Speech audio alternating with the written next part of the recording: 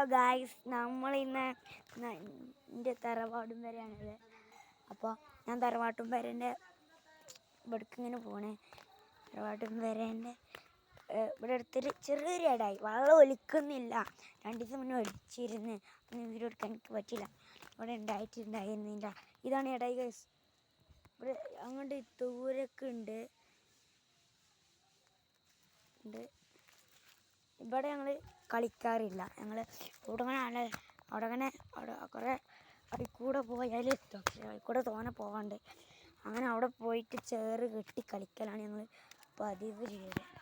അങ്ങനെ ഞങ്ങളിപ്പോൾ പന്ത് കളിക്കുമ്പോൾ പന്ത് പോയാൽ ഇടയ്ക്ക് പോവാം.